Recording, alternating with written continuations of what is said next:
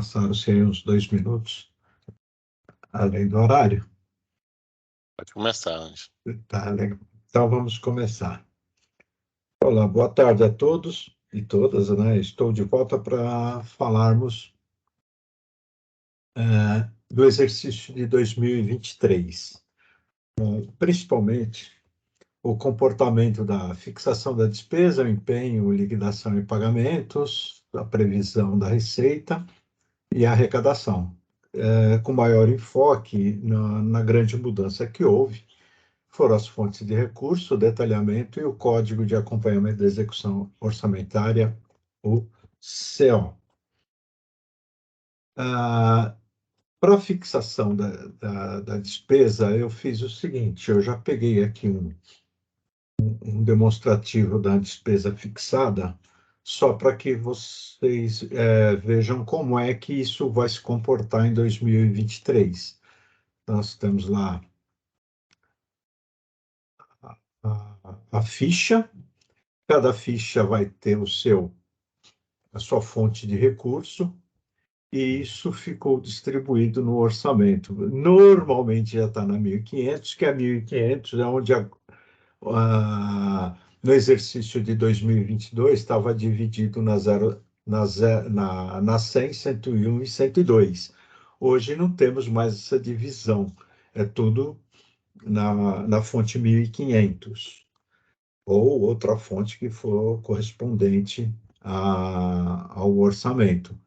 Então, eu tenho aqui aberto, eu procurei mostrar aqui para vocês, por exemplo, aqui na ficha 62, eu tenho a fonte 1.500, a 1.701, a fonte 751, que é aquela contribuição para o custeio da iluminação pública, tem a 755, alienação de bens ativos, e tem outras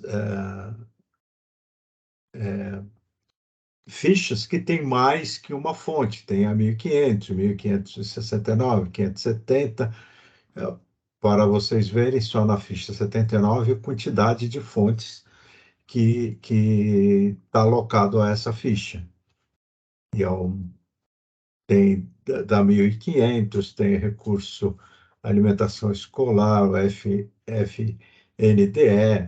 e outras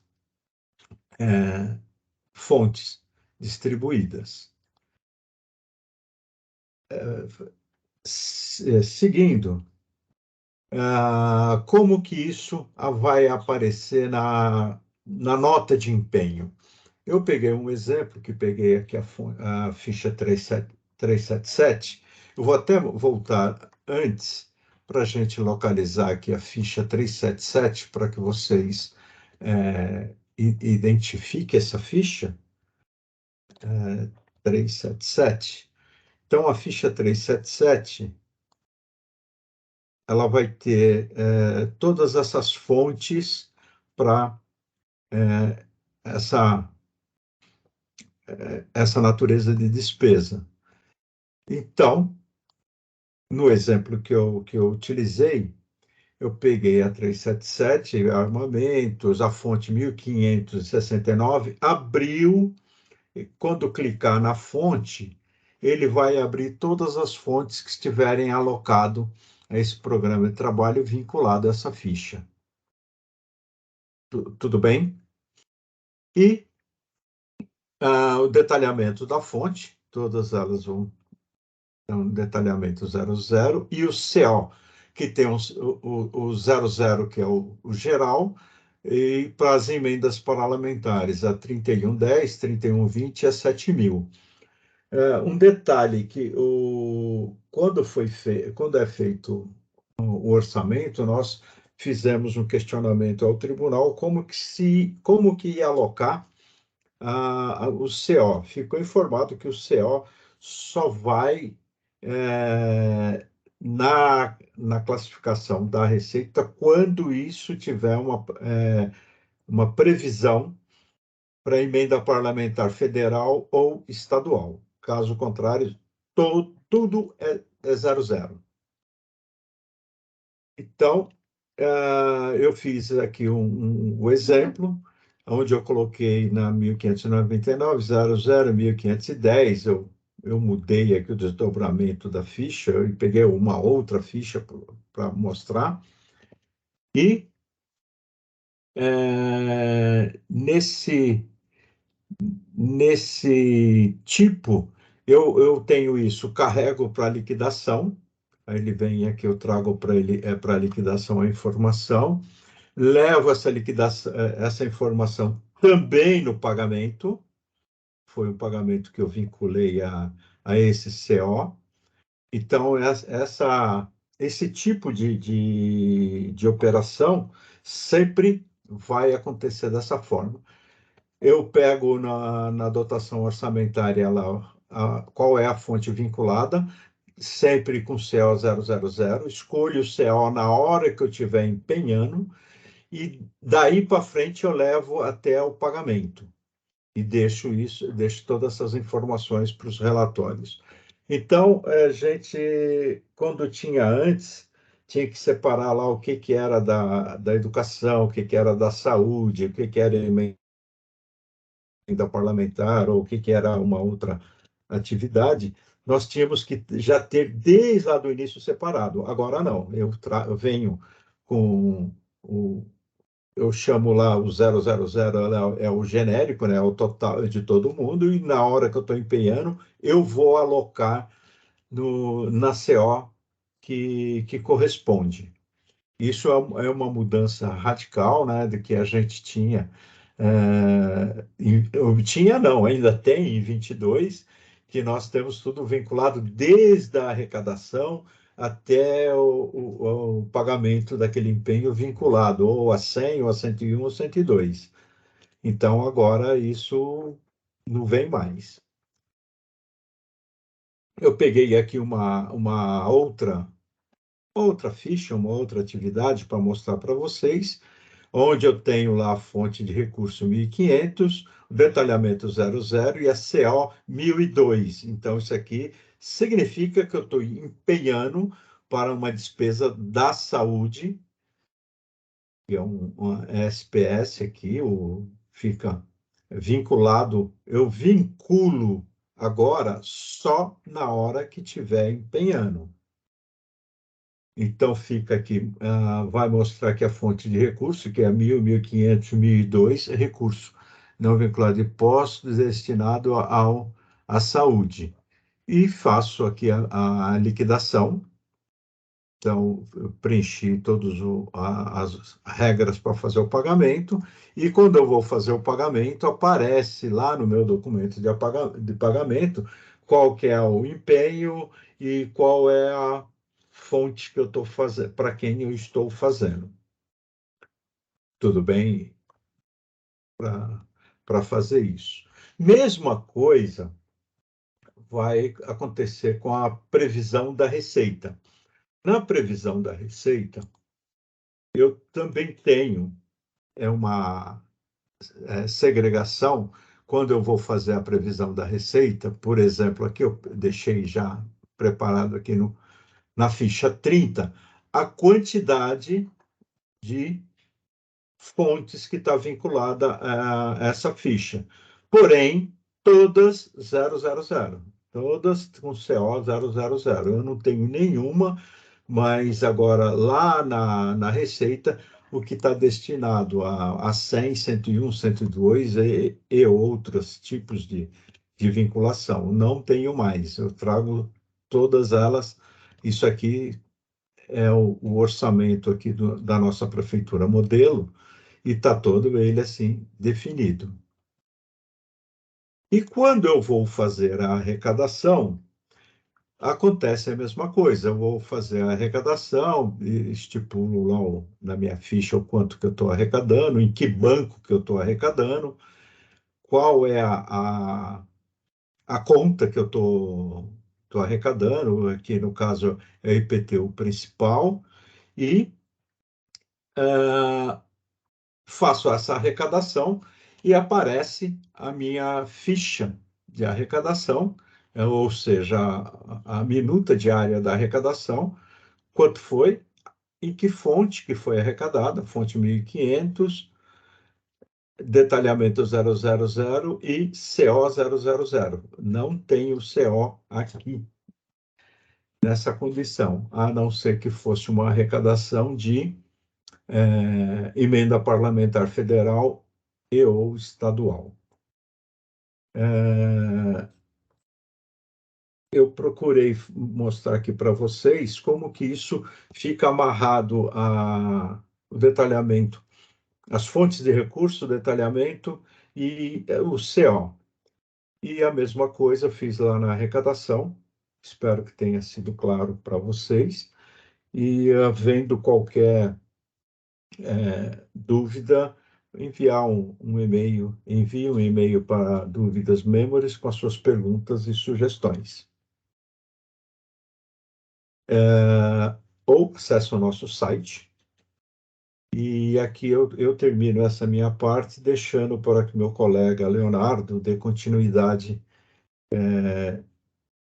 nos nossos trabalhos. Ô, Léo, antes de você Pois começar, não? eu posso fazer um adendo aqui rapidinho, só Claro, para amarrar por favor. o que o Ângelo falou aí com. Está saindo um pouquinho fora do script, mas eu acho importante essa fala. Eu vou só puxar aqui rapidamente, só para não ficar como se eu tivesse falado alguma coisa um pouco diferente do que realmente vai acontecer. Só para vocês entenderem um pouquinho mais aqui, quando eu falei que lá, vocês vão lembrar aí, quem acompanhou aí, eu falei que na parte do DMM, que é o financeiro, Isso. e na parte da dívida flutuante, não teria CO, tá? Porém, internamente, para a questão das aplicações de educação, saúde, os gastos lá, emenda parlamentar e tudo, essa informação ela vai lá no pagamento, que por sua vez, aqui é o arquivo, só para vocês entenderem, esse aqui é o CTB, tá? É o arquivo CTB. Então, depois que a gente fez a consulta lá, esse aqui é o arquivo CTB do AM. Então, depois que a gente fez a consulta, para poder até entender, leu a documentação toda, ficou algumas dúvidas, a gente abriu um CRJ lá, questionou o tribunal, e aí, para vocês entenderem que aqui, ó, no CTB, hora nenhuma vai ser ó, tá? Então, por isso que eu afirmei que no DMM também não faz sentido ir o CO, porque senão ia trazer uma confusão imensa na hora de fazer alguma análise que seja lá no razão do banco, né? Poderia trazer confusão, né? Para todos nós, né? Então, aqui está claro aqui que o código da fonte de recurso ele vai até 7 campos, só que é o detalhe, as 3 posições, né? 1.500 mais o detalhamento apenas. O CO não vai nessas informações no CTB em lugar nenhum que tiver fonte de recurso aqui no CTB. Ó, aqui não vai, em lugar nenhum vai. Nem nos registros aqui abaixo também não vai em momento nenhum, né, nas transferências de banco, em hora nenhuma vai ter CO, né, no detalhamento aí da parte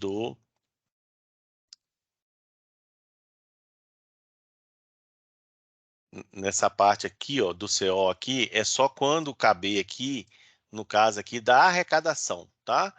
Acompanhamento de execução para as receitas, né? Então, nesse caso das emendas parlamentares, é a única exceção que tem, quando se tratar de emenda parlamentar. Fora a emenda parlamentar, não vai ter essa conotação do CO na condição aí do CTB, tá? Era só mesmo aí para vocês estarem para não ficar como não está alinhado essa parte, né? Porque lá no arquivo EMP, né, quando a gente vem aqui, que são muitos arquivos, né? E aí só para finalizar, no EMP aqui que a gente vai ter essa informação já com o CO, né? Então aqui no EMP eu tenho aqui os dados do empenho, né, todo o contexto, os registros aqui do empenho, tudo detalhado direitinho. E no registro aqui, eu venho aqui, ó, aqui no empenho eu tenho a informação, tá vendo? Eu tenho o local que são 7 campos, que está lá, igual lá no CTB, e eu tenho aqui embaixo, aqui, aí aqui sim, não é só específico de emenda parlamentar, eu tenho todo o contexto aqui do CO. Todos os COs que tiver no empenho, ele vai na informação do EMP, né? E, consequentemente, no RESP, e assim vai outros arquivos a mais. Mas não vou entrar muito no detalhe aqui, porque o nosso tempo também não é um tempo que permita fazer nesse nível de detalhe, tá? Léo, passo para você novamente aí. Desculpa aí. Obrigado, Aldo. Boa tarde a todo mundo novamente. Pessoal, o painel da partir de agora, nós vamos tratar sobre o comunicado 35 do tribunal, tendo em vista a importância que ele tem em termos de informação que o Tribunal de Contas trouxe para a gente, os impactos que isso vai ter. Então, eu dividi aqui em 5 partes, né, que é o tema principal, né, ou seja, do que esse comunicado trata, os detalhes técnicos. Aí eu vou estar explorando algumas questões de forma mais pormenorizadas aqui, na parte dos detalhes. As alterações nas rotinas do sistema, que vão ser modificadas. O que isso impacta na questão das contabilizações a partir de 2023 e as considerações finais. Bom, para início aqui do nosso papo aqui, a questão é o seguinte, o tema principal do comunicado 35, quando você lê ele na sua íntegra, né, tá no próprio site do tribunal, lá na parte de comunicados, vocês têm acesso tanto à íntegra deles, quanto ao anexo, que vai ser o objeto da exposição aqui nesse painel, tá joia? Para os senhores e as senhoras terem conhecimento. Então, qual que é o ponto aqui desse comunicado, né? Ele apresenta critérios objetivos de comparação entre o SICOM-AM e o balancete. Em que medida? Tratando acerca dos arquivos DDC, que é o demonstrativo da dívida consolidada, alguma coisa relacionada ao REC, e como que o Tribunal de Contas vai alterar o padrão de validação dele, né? Como que ele vai comparar essas informações dele para validar se está tendo se está faltando a simetria entre essas informações, ou seja, se elas não estão divergentes em alguma certa medida.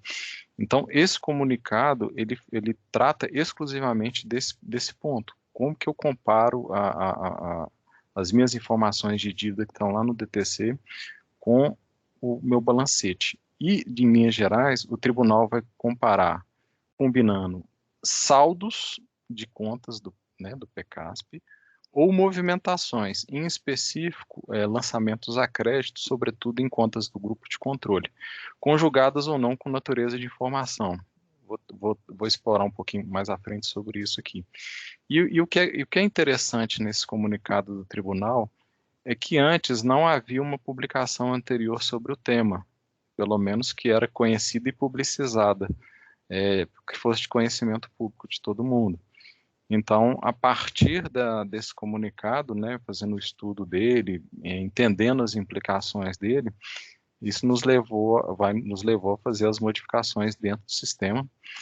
E aí, antes de mais nada, eu vou apresentar as questões aqui dos detalhes técnicos relacionados a ele. Na realidade, em que pese o tribunal ter feito um primeiro comunicado, fiz uma consulta formal através de um CRJ para o tribunal, e aí esse CRJ, a resposta que ele deu, permitiu elucidar alguns aspectos técnicos dessa comparação mencionada no tópico anterior. Então, como diz, ele vai comparar, ele vai fazer um confronto entre o tipo da dívida, né, informações de saldo ou de contratação, ele vai fazer uma validação em relação a isso, em relação às contas contábeis até o mês, seja pelo saldo ou seja pelo movimento credor da conta do balancete. Se tiver alguma divergência em relação a isso, ele não vai aceitar a validação do balancete a partir de janeiro de 2023. E aí, com esse comunicado, né, ficou explicado de uma forma inequívoca essa correlação que existe de forma intrínseca entre os tipos da dívida e os reflexos que cada tipo de dívida ele tem, seja sobre o anexo 2 do RGF, que é o da própria dívida consolidada, e o anexo 4, que é das operações de créditos, ou ambos. E a grande novidade no nosso entendimento em relação a isso é a compreensão de que os precatórios judiciais, anteriormente, eles não figuravam no arquivo DDC. A compreensão que a gente tinha, pela forma que estava o layout do tribunal, é que essas informações originariamente não devessem ir. Porque, teoricamente, nem todo, não é qualquer precatório que configure como dívida consolidada. Embora ele seja exibido lá em linhas, né, estejam previsto claramente, inclusive em versões anteriores do mapeamento da STN, na nossa compreensão ele não devesse fazer parte. Mas essa resposta que o tribunal deu no CRJ esclareceu esse ponto, né, deixou claro a questão e, bom, a gente teve que fazer os ajustes aqui em relação a isso. Então, a partir de janeiro de 2023, passarão a ser encaminhados os registros 10 e 20. E, inclusive, tem um fato curioso aqui, que na primeira versão que o Tribunal de Contas havia disponibilizado, na minuta, ele tinha o detalhe 10, que era o cadastro da lei de autorização. Isso acabava reforçando mais a ideia de que o precatório ele não devesse fazer parte. Tinha o detalhe 20, que era o cadastro do contrato da dívida, e aqui você tem o controle do saldo da dívida com os tipos de lançamentos. Com essa última versão que saiu na sexta-feira, o Tribunal de Contas ele extinguiu o primeiro item aí chamado cadastro de lei de autorização. Eu não sei o motivo, mas eu poderia, né, arriscar ou suspeitar, né, isso aqui não é uma afirmação, mas é uma suspeita apenas, de que talvez ele tenha tirado esse item 10 e aí ele acabou juntando as informações relacionadas ao cadastro da dívida, as informações relacionadas à lei, ele colocou como uma informação dentro do próprio cadastro do contrato da dívida. Da forma que está disposta aqui no manual do SICOM, nessa última revisão, aí ficou de forma realmente inequívoca de que o precatório realmente ele tem que fazer parte da informação que vai no arquivo DDC. Então, aqui eu vou só compartilhar com os senhores e senhoras aqui a parte do anexo. Aqui é muito parecido, né, para quem já está acostumado aí com o envio aí do REL, do RGF, né, isso aqui é muito parecido com o que, praticamente isso aqui são os mapeamentos da STN, porém a grande novidade é essa comparação aqui, ou seja, eu permiti identificar quais que seriam as contas contábeis que estariam intrinsecamente relacionadas a cada tipo, sendo quando tem casos que relacionam com algo que vai ser comparado na dívida consolidada, seja algo que tenha correlação com a operação de crédito, que é o anexo 4 do RGF. Então, para cada tipo, vocês vão perceber aqui que muda a configuração das contas, né? Algumas o tribunal acabou percebendo que talvez não fizesse sentido, por exemplo, a dívida contratual de financiamento. Com certeza, para quem tiver esse tipo de dívida em aberto a partir de 31 de 12 de 2022, esse tipo de dívida, e aí vai ter uma rotina nova dentro do sistema, ela vai ter que ser reclassificada para o tipo 3, vai ter um movimento dentro do DDC zerando o saldo, né, abrindo o saldo nesse novo tipo, bem como existem alguns outros tipos também que foram inativados pelo tribunal, e alguns ele até mesmo reconhecendo que não teria mapeamento para isso. Então, a rotina do sistema, continuando aqui, então, com base nas validações a serem feitas no SICOM, serão feitas as seguintes modificações. O cadastro da dívida, ele contará com a possibilidade de alteração do tipo da dívida, quanto que ela esteja inválida para o exercício. Então, as dívidas que estão enumeradas aqui, que estão com esse risco aqui, né, nesse anexo que é baixado lá do site do tribunal, você vê claramente quais que são aquelas que foram inativadas. É feita a reclassificação dela, ver qual que é o tipo mais adequado. O lançamento de arrecadação, né, observará estritamente os tipos de dívida e a natureza de receita pertinente, porque a partir do momento que, por exemplo, se eu informo que uma dívida contratual de empréstimos, só faz sentido eu fazer um lançamento de arrecadação com essas naturezas de despesa que estão expostas aqui, e não com outras. Da mesma forma que, quando for feito um tipo da dívida relacionada à reestruturação fiscal da dívida, só faz sentido com essas naturezas de receita aqui, e assim por diante. Então, vai ter uma validação na rotina de arrecadação, para que, na hora que for feito uma arrecadação sobretudo no caso aí uma receita de capital que tiver vinculada a uma dívida, ela vai ter que ser observada se o tipo da dívida está coerente para aquela natureza daquela operação de crédito. Isso aí vai ser algo que vai ser implementado, que já vai estar disponível nisso. Uma outra alteração na rotina. Tanto a realização do empenho em 2023, quanto o pagamento de resto a pagar em 2023, também exigirá a reclassificação do tipo da dívida, caso a mesma esteja inativa, pois isso interfere nas regras de contabilização desses eventos. E considerando o que eu havia mencionado anteriormente, como o precatório ele passa a ser uma informação que vai para o DDC, o que acontece? Não quis mexer nesse relatório aqui, que ele já é um relatório mais antigo do sistema, já possivelmente é do conhecimento da maioria dos senhores e das senhoras.